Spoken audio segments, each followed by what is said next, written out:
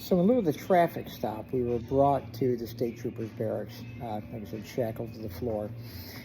Come 1:30, 2 o'clock, finally the officers that were there that had us in physical custody at the barracks did get a reach out from the investigator. I'm assuming it's Investigator Gia Paddock that was in charge of the investigation at that point, where they did allow my son to be let go. So he was no longer, they call it detained, but when you're placed in cuffs, I mean, that's not a detention. I mean, that's your person is being taken at that point. You're not allowed at any point to leave, and that time frame goes for hours and hours on end.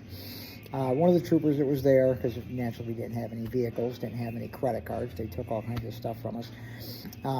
The state trooper offered to give my son a ride to his girlfriend's house, which he did. Later on, I found, talking with my son, that the state trooper was pretty nice, and he wasn't at all mean to him or wasn't rude by any level or any of that stuff.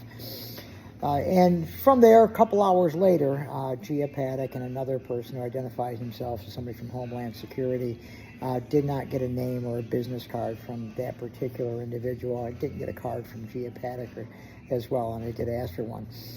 They brought me in for questioning, brought me into an upstairs room at the State Troopers Barracks out of Scottsville. Brought me up to the second floor, sat me down in the room, wanted to know if I wanted to talk to them. And I was like, no, I absolutely do not. I let them know that, no, I have an attorneys. I gave them a list of my attorneys' names. And then, the attorneys definitely need to be present. Because what's taking place is definitely completely wrong.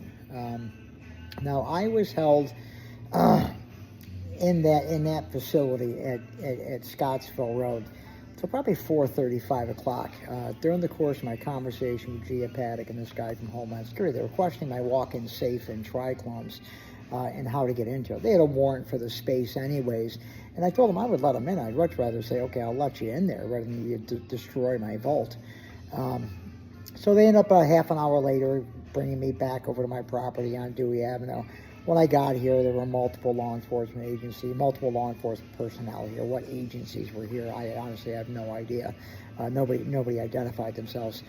So I did walk into the Triclone, so they escorted me and brought me over to the walk-in vault. And I put my thumbprint on there. My thumbprint scanned it. Beep, beep, door opens up, and I'll enclose that footage too. When that door opened up, I mean, I watched their face and utter exhaustion. There was nothing in there. There was a note that was left from somebody, I forget the gentleman's name, but it says they took 2 iPads. Both iPads that they took were brand new, still wrapped in plastic, never even been opened. In addition to that, they took a money counting machine out of that vault area. And then from there, I was immediately brought back over to the State Troopers Barracks, held in custody for a long period of time. Finally, 4:30, 5 o'clock, with the intestinal issues that I was running into and the added stress of the day, it was causing me ongoing issues. 4:30, 5 o'clock, I ended up getting, using the bathroom. I was urinating blood. So that kind of alarmed me, and it seemed pretty serious. It was the second time I actually used the bathroom there and urinated blood. So I told the state trooper that was there, who was, like I said, super nice, super respectful, that I needed to go to the emergency room. So there's something else going on here. I talked to the commander. They call an ambulance, get me loaded up into an ambulance, and they bring me over to Park Ridge. It's Rochester Regional Health. I check in over there. We get checked in, pull in, brought in on the gurney. They check my vitals, do all the incidentals. From there, I'm actually checked in. They say, okay, we're going to assign me to a room. So they sent me over to a room. Go into the room. I'm waiting. Then that's when I find out from the state police officer that would escorted the ambulance over to Park Ridge Hospital that at this point, I'm no longer detained. No, I'm out of custody. And while entering into the room, next thing you know, I got 2 guys that are showing up from Park Ridge Security. They want to borderline strip frisk me there at the hospital. I'm like, whoa, wait a minute. I'm not in custody. I'm not under arrest. I'm being detained or in custody over a search warrant. And the cop just said I was just released to that. They wanted to be argumentative with me, insisting that I essentially do a strip frisk.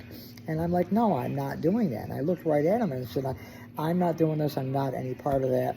And I get up and I walk out. Didn't say a word to anybody on my way out the front door. Walk out the door. I saw the trooper that was involved or in charge of the escorting the ambulance. Waved to him. He waved back. And I walk. Got over onto Long Pond. friend of mine saw me walking, stopped and picked me up. Thank God. I didn't want to walk that far. And now at this point, I've got no phone. I've got no way to communicate with people. And I go to the Grease Ridge Mall. I go to the AT&T store and get me a new phone, get my son a phone, just so we've got some kind of a way to communicate. And to this day, I haven't gotten any of my property back yet. And that was the end of that. And then a week or two later, I'm going through like my notes and your Rochester Regional Care, the app that they have. And in there it says that I was brought in because my home was being searched for a bomb. Now, where the nursing staff would get bombed from is beyond me. Where the escorting officer or whoever relayed that information to the nursing staff that was there, where they got that information from, I have no idea either.